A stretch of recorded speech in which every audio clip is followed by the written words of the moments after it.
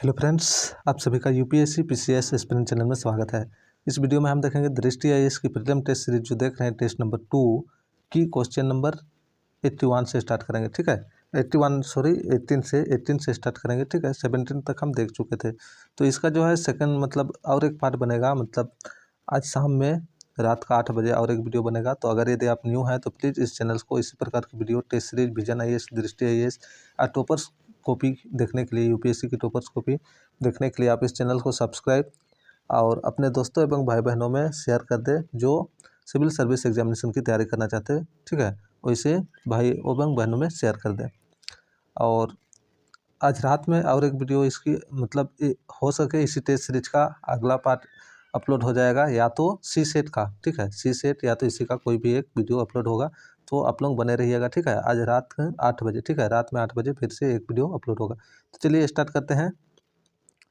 ग्लोलीटर partnership project के संदर्भ में निम्नलिखित कथनों पर विचार कीजिए। कथन 1 है, परियोजना का मुख्य लक्ष्य समुद्री कचरे को रोकने और कम करने में विकासशील देशों की सहायता करना। सही है। ग्लोलीटर पार्टनरशिप प्रोजेक्ट जो है इस परियोजना का मुख्य लक्ष्य क्या है? समुद्री कचरे को रोकने और कम करने में विकासशील देशों की सहायता करना है। इसलिए कथन 1 क्या है? सही है। आगे देखते कथन 2, ग्लोलीटर पार्टनरशिप मलेशिया सरकार और अंतर्राष्ट्रीय मुद्रा कोष के बीच एक परियोजना है। तो ये गलत है। यहाँ पे क्या है? मलेशिया नहीं, नॉर्वे। ठीक है, तो ये गलत हो गया है। तो कथन 1 सही है। कौन सा कथन सही है बोल रहा है? तो इसमें क्या हो जाएगा? ए सही हो जाएगा, केवल एक। इसकी व्याख्या देखें तो ये रहा, ग्लोलीटर पार्टनरशिप प्रोजेक्ट, ग्लोलीटर पार्टनरशिप नॉर्वे सरकार, अंतर्राष्ट्रीय समुद्री संगठन और खाद्य एवं कृषि संगठन के बीच एक परियोजना है जिसका उद्देश्य समुद्री कचरे को कम करना है। अतः कथन 2 क्या हो गया? गलत हो गया, क्योंकि वहाँ मलेशिया दिया था। ठीक है, यह वैश्विक परियोजना समुद्री कचरे की रोकथाम और कमी के अवसरों को पहचान करने में लघु द्वीप विकासशील राज्यों एवं अल्प विकसित देशों सहित विकासशील देशों का समर्थन करेगी। इसका मुख्य लक्ष्य क्या है? ये देख सकते हैं, ग्लोलीटर पार्टनरशिप परियोजना समुद्री परिवहन और मत्स्य पालन क्षेत्रों के भीतर समुद्री कचरे, विशेष रूप से समुद्री प्लास्टिक कचरे को रोकने और कम करने में विकासशील देशों की सहायता करेगी और दोनों उद्योगों में प्लास्टिक के उपयोग में कमी के अवसरों को पहचान करेगी। इसलिए कथन 1 क्या हो गया? सही हो गया। ठीक है, आगे बढ़े हम। क्वेश्चन नंबर 19 देखें।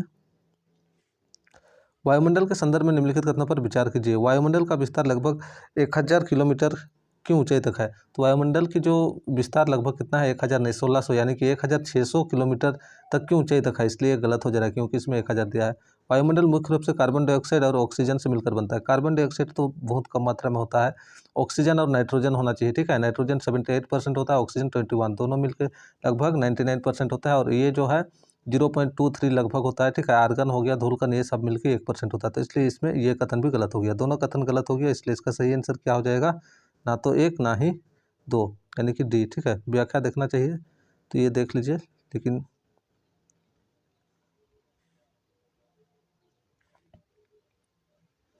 वायुमंडल लगभग 1600 किलोमीटर की ऊंचाई तक फैला हुआ है। देख लीजिए 1600 मीटर तक, इसलिए गलत हो जा रहा है। कथन 1 क्या हो रहा है? गलत हो रहा है।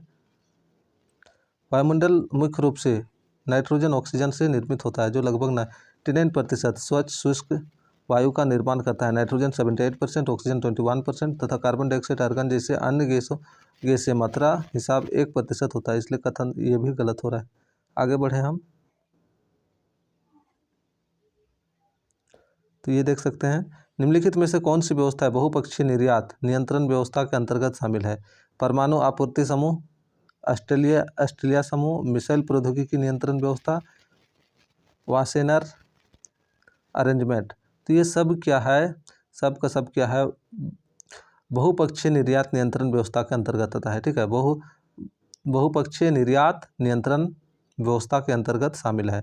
परमाणु आपूर्ति समूह ये शामिल है, ऑस्ट्रेलिया समूह, मिसाइल प्रौद्योगिकी नियंत्रण व्यवस्था और वासेनर अरेंजमेंट। तो सभी के सभी क्या है? सभी की सभी व्यवस्थाएं बहुपक्षीय निर्यात नियंत्रण व्यवस्था के अंतर्गत आता है। इसलिए इसका सही आंसर क्या हो जाएगा? डी हो जाएगा। 1, 2, 3, 4। आगे बढ़े हम 21 देखें तो 21 नंबर क्वेश्चन क्या है? सूखे के संदर्भ में निम्नलिखित कथनों पर विचार कीजिए। सूखा से रिलेटेड है, लोगों को सदैव गरीबी रेखा से नीचे बनाए रखने में सूखा एक प्रमुख कारक है, तो ये सही है। ठीक है, सूखा के कारण क्या होता है, लोगों को गरीबी रेखा के नीचे बनाए रखने में इसका एक महत्वपूर्ण योगदान होता है। सूखा के कारण वर्ष 2000 से सूखे की संख्या और अवधि में 29% की वृद्धि हुई, ये भी सही है। वर्ष 2000 से अब तक ये क्या हो गया है, इसकी जो है संख्या सूखे की, ठीक है, सूखे की संख्या और अवधि में 29% की वृद्धि होगी, सही है। सूखा प्रवण जिले भारत की कृषि योग्य भूमि की 42% का प्रतिनिधित्व करते हैं। सूखा प्रवण जिले भारत के कृषि योग्य भूमि का 42%, यानी कि सूखा के कारण 42% जो भूमि है वो क्या है, बाधित हो जाता है, तो ये भी सही है। ठीक है, तीनों कथन सही है, इसलिए इसका सही आंसर डी हो जाएगा, 1 2 3।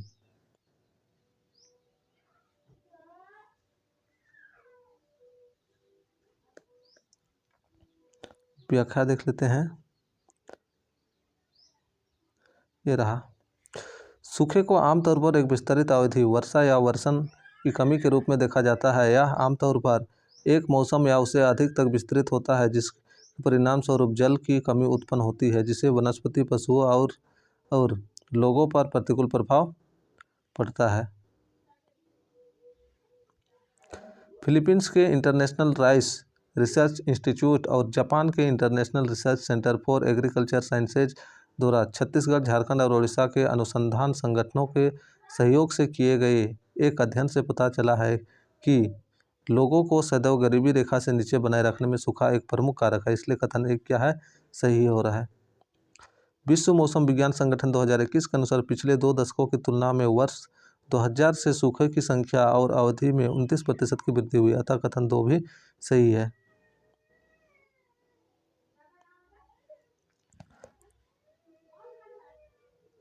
सूखा और खाद्य सुरक्षा आपस में गहनता से संबंध है। सूखा प्रवण जिले भारत की कृषि योग्य भूमि की 42% भाग को कवर करते हैं। वर्षा आधारित कृषि विशेष रूप से इन क्षेत्रों में भारत की अर्थव्यवस्था में एक महत्वपूर्ण भूमिका निभाती है। उल्लेखनीय है कि भारत का 68% शुद्ध बुआई क्षेत्र वर्षा पर निर्भर करता है, इसलिए कथन 3 भी सही हो। ठीक है, आगे बढ़े हम, तो ये देख सकते हैं आप 22 नंबर, निम्नलिखित में से किन ग्रहों के चारों ओर वलय है। कौन से ग्रह के चारों ओर वलय है, बृहस्पति, तो बृहस्पति के चारों ओर क्या है, निम्न वलय है, कम मात्रा में वलय है, तो ये सही है। शनि में क्या है, शनि में भी वलय है, बर्फीले वलय है, इसलिए ये भी सही हो गया। अरुण में भी वलय है, अरुण और वरुण में भी वलय है, ठीक है, वलय है यानी कि चारों में, इसलिए इसका सही आंसर क्या हो जाएगा, डी 1 2 3 4। ये देख सकते हैं इसका ये व्याख्या। बृहस्पति सौरमंडल का सबसे बड़ा ग्रह है। इसके 53 नामित उपग्रह और अन्य 26 आधिकारिक नाम प्राप्त करने की कतार में है। इसके चारों ओर हल्के वलय भी है, हल्के वलय है, ठीक है। यह अपना चक्कर का पूरा करने में केवल 10 घंटे का समय लेता है। उसके बाद शनि का देख लेते हैं। शनि का रंग पीला है, इसके चारों ओर एक बर्फीले वलय है। इसके 60 से अधिक ज्ञात चंद्रमा है। इसे एक चक्कर पूरा करने में 11 घंटे समय लगता है। सौर मंडल में दूसरे सबसे छोटा ग्रह, छोटा दिन होता है। आगे देखते हैं अरुण का। यह पूर्व से पश्चिम की ओर शुक्र की तरह गति करता है। इसकी धुरी अत्यधिक झुकी हुई है। वरुण में 13 ज्ञात वलय है, 13 ज्ञात वलय है, ठीक है। यह चक्कर पूरा करने में 17 घंटे का समय लेता है। आगे बढ़े हम वरुण का देख लेते हैं।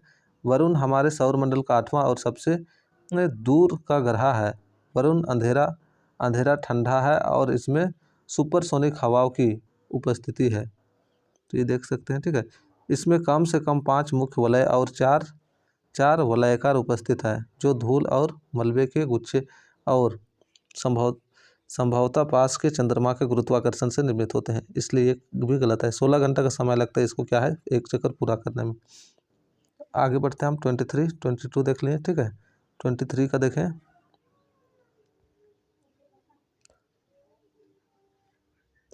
पृथ्वी अवलोकन उपग्रह के संदर्भ में निम्नलिखित कथनों पर विचार कीजिए। निष्क्रिय ईओएस यानी कि पृथ्वी अवलोकन उपग्रह पृथ्वी की सतह की परावर्तित विकिरण का पता लगाता है और बादल के पार भी देख सकता है। ये गलत है, बादल के पार देखने में कठिनाई होता है, यानी कि अच्छा से देख नहीं पाता, इसलिए ये कथन गलत हो जा रहा है। सक्रिय ईओएस यानी कि पृथ्वी अवलोकन उपग्रह पृथ्वी की ओर ऊर्जा संचारित करता है और लौटते सिग्नल की माप करता है, जो पृथ्वी की सतह के बारे में सूचना प्रदान करता है। तो ये कथन सही है, ठीक है। तो इसमें से कौन सा सही है बोल रहा है, तो केवल और केवल 2 बी नंबर। व्याख्या देखना चाहे देख सकते हैं 23 की। पृथ्वी अवलोकन उपग्रह ईओएस, पृथ्वी अवलोकन उपग्रह या पृथ्वी रिमोट सेंसिंग उपग्रह कक्षा से पृथ्वी अवलोकन के लिए डिजाइन किए गए उपग्रह है। इनमें जासूसी उपग्रह और पर्यावरण निगरानी, मौसम विज्ञान, कार्टोग्राफी एवं ऐसे अन्य गैर सैन्य उपयोग के लिए प्रयुक्त अन्य उपग्रह शामिल है।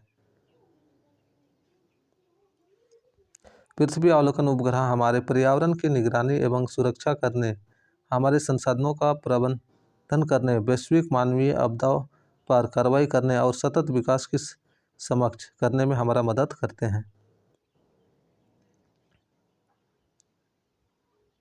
ये बाकी आप लोग पढ़ लीजिएगा, ठीक है। निष्क्रिय उपग्रह पृथ्वी की सतह से परावर्तित विकिरण जैसे दृश्य प्रकाश और अवरक्त प्रकाश का पता लगाते हैं। सामान्य तौर पर निष्क्रिय उपग्रह बादलों को भेद कर कार्य करने में सक्षम नहीं है। तो देख लीजिए, बादलों को भेद कर कार्य करने में सक्षम नहीं है, इसलिए कथन एक क्या हो रहा है, गलत हो रहा है। सक्रिय ईओएस पृथ्वी की ओर ऊर्जा संचारित करता है और लौटते सिग्नल को मापता है, जो पृथ्वी की सतह के बारे में सूचना प्रदान करता है। सामान्य तौर पर सक्रिय उपग्रह बादल को भेद कर देख सकते हैं, अतः कथन 2 सही है। कथन 2 क्या है, सही हो गया। आगे बढ़े हम 24 नंबर की ओर। तो ये आप लोग देख लीजिएगा ये सब, ठीक है। निम्नलिखित कथनों पर विचार कीजिए।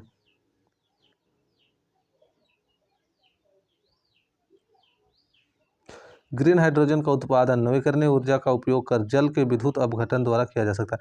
जल का विद्युत अपघटन द्वारा जल को क्या है, ऑक्सीजन और हाइड्रोजन में बदला जाता है। तो ये इसमें से ग्रीन हाइड्रोजन में बदला जाता है। तो ये नवीकरणीय ऊर्जा सही है, 1 नंबर कथन।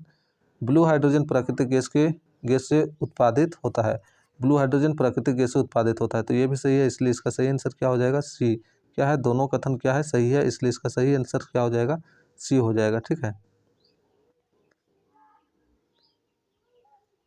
उसके बाद एक साथ इसका व्याख्या देख लेंगे, 25 नंबर भी देख लेते हैं। निम्नलिखित कथनों पर विचार कीजिए। 22 दिसंबर को मकर रेखा पर सूर्य की सीधी किरणें पड़ती है। सही है, 22 दिसंबर को मकर रेखा पर सूर्य की सीधी रेखा पड़ती है। और 21 मार्च और 23 सितंबर को सूर्य की सीधी किरणें भूमध्य रेखा पर पड़ती है। ये भी सही है, दोनों कथन सही है, इसलिए इसका भी सही आंसर सी हो जाएगा, ठीक है। आगे और एक क्वेश्चन है, ये भी देख लेते हैं, फिर व्याख्या देखेंगे इसका एक साथ। प्रारंभिक सार्वजनिक पेशकश के संदर्भ में निम्नलिखित में से कौन सा कथन सही नहीं, कौन सा कथन सही नहीं है प्रारंभिक सार्वजनिक पेशकश के संदर्भ में। प्रारंभिक सार्वजनिक पेशकश प्राथमिक बाजार के माध्यम से लाई जाती है, ये सही है। ये तो क्या है, सही है, प्रारंभिक सार्वजनिक पेशकश प्राथमिक बाजार के माध्यम से लाई जाती है, ये सही है। या आम लोगों को प्रतिभूतियों की बिक्री है, ये भी सही है। शेयर बाजार में बड़ी संख्या में आईपीओ यानी कि प्रारंभिक सार्वजनिक पेशकश का जारी होना स्वस्थ अर्थव्यवस्था का संकेत है, ये भी सही है। कंपनी के लिए इसकी निश्चित परिपक्वता अवधि होती है, ये गलत है, क्योंकि कंपनी के लिए निश्चित परिपक्वता अवधि निर्धारित नहीं होता है, तो ये गलत है, इसलिए इसका सही आंसर क्या हो जाएगा, डी। कौन सा गलत है बोला गया था, यहाँ पे हम देख सकते हैं 24 हाइड्रोजन, ठीक है। हाइड्रोजन पृथ्वी का सबसे प्रचुर मात्रा में उपलब्ध तत्वों में से एक है, जिसका वैकल्पिक ईंधन के रूप में किया जा सकता है।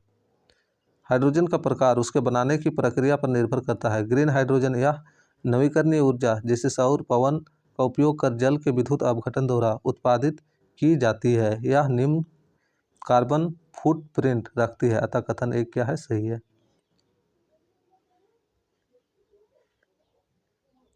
आगे देख लीजिए ब्राउन हाइड्रोजन। तो ये ब्राउन हाइड्रोजन आप लोग देख लीजिएगा, ग्रे हाइड्रोजन भी देख लीजिएगा। यहाँ ब्लू हाइड्रोजन से रिलेटेड था, तो हम ब्लू हाइड्रोजन देख लेते हैं, ठीक है। ब्लू हाइड्रोजन यह प्राकृतिक गैस से उत्पन्न होती है, जहां कार्बन कैप्चर और स्टोरेज का उपयोग कर उत्सर्जन को कैप्चर किया जाता है। इसे लो कार्बन ईंधन के रूप में भी जाना जाता है, जिसका उपयोग बिजली पैदा करने, इमारतों को गर्म करने और कारों, ट्रेनों, ट्रकों आदि को ऊर्जा देने के लिए किया जाता है, इसलिए कथन 2 भी सही है। अब हम 25 का देखते हैं। 22 दिसंबर को दक्षिणी ध्रुव की ओर झुकते ही मकर रेखा पर सूर्य की सीधी किरणें पड़ती है। जैसे ही सूर्य की किरणें मकर रेखा 23.5 डिग्री साउथ पर लंबवत पड़ता है, दक्षिण गोलार्ध के एक बड़े हिस्से को प्रकाश मिलता है। इसलिए दक्षिण गोलार्ध में गर्मी के दिनों की अवधि लंबी और रातों की अवधि छोटी होती है। आगे देख लेते हैं 21 मार्च और 23 सितंबर को सूर्य की सीधी किरणें भूमध्य रेखा पर पड़ती है। इस स्थिति में कोई भी ध्रुव सूर्य की ओर झुका नहीं होता, तो पूरी पृथ्वी समान अवधि के दिनों और समान अवधि की रातों का अनुभव करती है। इसे विषुवत कहते हैं, अतः कथन 2 सही है। 26 प्रारंभिक सार्वजनिक पेशकश। IPO वह प्रक्रिया है जिसके द्वारा एक निजी तौर पर संचालित कंपनी या सरकार के स्वामित्व वाली कंपनी, जिसे भारतीय जीवन बीमा निगम लोगों को या नए निवेशकों को शेयरों की पेशकश का धन जुटाती है। कोई कॉरपोरेट IPO राइट्स इशू या निजी प्लेसमेंट के माध्यम से प्राथमिक बाजार में पूंजी जुटा सकता है। IPO प्राथमिक बाजार में आम लोगों को या सार्वजनिक रूप से प्रतिभूतियों की बिक्री करती है। तो देख लीजिए क्या है, प्रतिभूतियों की बिक्री, या किसी कंपनी के लिए दीर्घकालिक या अनिश्चित परिपक्वता, देख लीजिए दीर्घकालिक या अनिश्चित परिपक्वता अवधि के साथ धन का सबसे बड़ा स्रोत है। इसलिए विकल्प डी क्या हो रहा है, सही नहीं हो रहा है, क्योंकि इसमें अनिश्चित समय होता है। ठीक है, आगे बढ़े हम 27 नंबर देखते हैं। निम्नलिखित में से कौन से देश मिन्स्क समझौते के भागीदार हैं? रूस, यूक्रेन, भारत, यूनाइटेड किंगडम। तो मिन्स्क, ठीक है, मिन्स्क समझौते रूस और यूक्रेन में हुआ था, रूस और यूक्रेन में। ठीक है, इसलिए इसका सही आंसर क्या हो जाएगा, 1 और 2, यानी कि ए नंबर 27। ये देख सकते हैं, मिन्स्क समझौता, प्रथम मिन्स्क समझौता सितंबर 2014 और द्वितीय समझौता मार्च 2015 में हस्ताक्षरित किया गया था। इसका उद्देश्य रूस और यूक्रेन के बीच भू राजनीतिक तनाव के अस्थायी शांतिपूर्ण समाधानों को समक्ष करना था। तो देख लीजिए अभी क्या है, रूस और यूक्रेन के बीच क्या है, लंबे समय से युद्ध चल रहा है, तो इससे रिलेटेड ये क्वेश्चन पूछा गया है, तो आने का भी चांस रहता है। ये आप लोग देख लीजिएगा, बाकी जो डिटेल इसमें दिया हुआ है। ठीक है, आगे बढ़ते हैं हम 28 नंबर। निम्नलिखित कथनों पर विचार कीजिए। भारत का मुख्य न्यायाधीश राष्ट्रीय कानूनी सेवा प्राधिकरण का कार्यकारी अध्यक्ष है। ये गलत है, भारत का मुख्य न्यायाधीश कार्यकारी प्राधिकरण का अध्यक्ष नहीं होता है। ये क्या होता है, उच्चतम न्यायालय के सेकंड बारिस्ट, ठीक है, द्वितीय बारिस्ट नागरिक या न्यायाधीश, ठीक है, जो उच्चतम न्यायालय के वरिष्ठतम नागरिक में, ठीक है, दूसरा जो होते हैं वो क्या होते हैं, अध्यक्ष होते हैं। ठीक है, राष्ट्रीय कानून सेवा प्राधिकरण के कार्यकारी अध्यक्ष होते हैं। इसलिए कथन क्या हो गया, गलत हो गया। उच्च न्यायालय के सेवानिवृत्त न्यायाधीश को राज्य विधिक सेवा प्राधिकरण के कार्यकारी अध्यक्ष के रूप में नामित किया जा सकता है। ये सही है, जो सेवानिवृत्त हो चुके होंगे या फिर जो सेवा दे रहे होंगे, दोनों में से या तो सेवा दे रहे होंगे उस न्यायाधीश को भी, या जो सेवानिवृत्त जो रिटायर हो चुके रहेंगे उस न्यायाधीश को भी क्या है, उच्च न्यायालय के सेवानिवृत्त न्यायाधीश को भी क्या है, विधिक सेवा प्राधिकरण के कार्यकारी अध्यक्ष के रूप में नामित किया जा सकता है। इसलिए ये कथन सही है। कथन 2 क्या है, सही है। तो इसका सही आंसर क्या हो जाएगा, उपयुक्त में से कौन सा सही है, तो केवल बी। ठीक है, इसकी व्याख्या देखना चाहें तो देख सकते हैं हम, ये रहा राष्ट्रीय कानून सेवा प्राधिकरण। राष्ट्रीय कानून सेवा प्राधिकरण का गठन कानूनी सेवा प्राधिकरण अधिनियम 1987 के तहत किया गया था,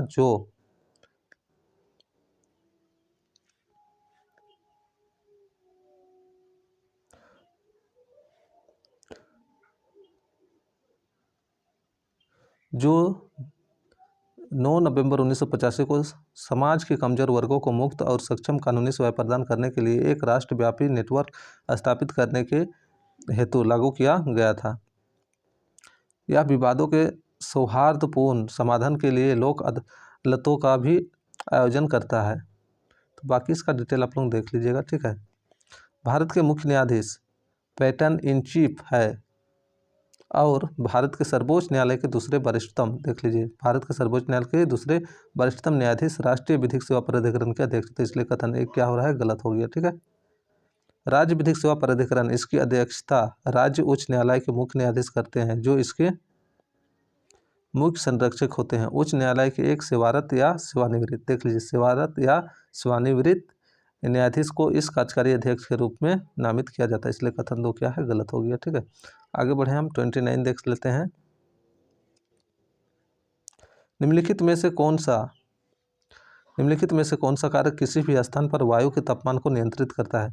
वायु के तापमान को नियंत्रित करने के लिए कौन कौन सा कारण है। अक्षांश ये भी है, ठीक है। वायु को किसी भी स्थान पर वायु के तापमान को नियंत्रित के लिए अक्षांश, ये अक्षांश जरूरी है, ये नियंत्रण करता है। तुंगता ये भी वायु वायु संहति का परिसंचरण महासागरीय धाराएं। तो ये सभी का सभी जो है किसी मतलब किसी स्थान पर वायु के तापमान को नियंत्रित करने वाले कारक है, इसलिए इसका सही आंसर क्या हो जाएगा डी 1 2 3 4। 29 का हम देख सकते हैं।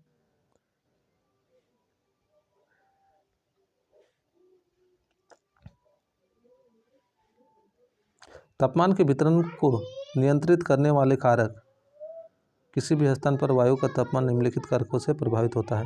देख सकते हैं उस स्थान का अक्षांश, तुंगता, समुद्री, तो ये आप देख लीजिएगा डिटेल, ठीक है। तो इसलिए इसका सही आंसर डी हो गया, क्योंकि सभी के सभी ये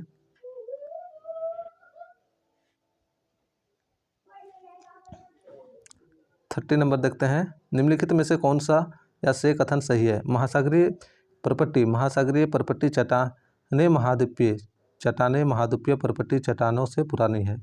तो ये क्या है, गलत हो रहा है, क्योंकि महासागरीय परपट्टी चट्टानें, ठीक है, महासागरीय परपट्टी चट्टानें महाद्वीपीय परपट्टी चट्टानों से नहीं होता है। क्या होता है, नहीं होता है, पुरानी नहीं होता है। तो इसलिए क्या हो रहा है, गलत हो गया। अगर यहाँ पे नहीं होता तो ये सही हो जाता, ठीक है। मध्य या फिर दूसरा बोल सकते हैं, ये वाला जो है महाद्वीपीय परपट्टी चट्टानें क्या होता है, ये पुराने होते हैं और ये नहीं होते महासागरीय पर। मध्य महासागरीय कटक के साथ ज्वालामुखी उद्गार सामान्य है। तो ये सही है, मध्य महासागरीय कटक के साथ ज्वालामुखी उद्गार समान है। तो कथन 2 क्या है, सही है, ठीक है। कथन 1 गलत हो गया, तो इसका सही उत्तर केवल 2, ठीक है। व्याख्या इसका हम लोग देख सकते हैं 30 नंबर जी रहा।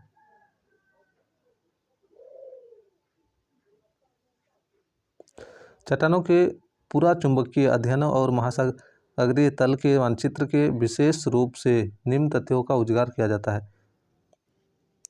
मध्य महासागरीय कटकों के साथ साथ ज्वालामुखी उद्गार सामान्य क्रिया है और ये उद्गार इस क्षेत्र में बड़ी मात्रा में लावा बाहर निकालते हैं, इसलिए कथन 2 क्या है, सही है। महासागरीय परपट्टी की चट्टानें महाद्वीपीय परपट्टी की चट्टानों की अपेक्षा अधिक नहीं है, ठीक है, अधिक नहीं है, इसलिए कथन 1 क्या हो रहा है, गलत हो रहा है। चलिए इस वीडियो में इतना ही, फिर हम नेक्स्ट वीडियो के साथ मिलते हैं, ठीक है, शाम में यानी कि रात में 8 बजे, ठीक है, 8 बजे एक और वीडियो के साथ मिलते हैं, जिसमें क्या होगा इसका आगे पार्ट, ठीक है, आगे पार्ट इसकी जो क्वेश्चन 30 तक किए हैं, तो आगे क्वेश्चन नंबर 50 तक करेंगे, या तो हम सी सेट के साथ मिलेंगे, ठीक है। तो अगर न्यू है तो इस चैनल को सब्सक्राइब, शेयर एवं लाइक कर दीजिएगा। चलिए फिर रात में मिलते हैं नेक्स्ट वीडियो के साथ।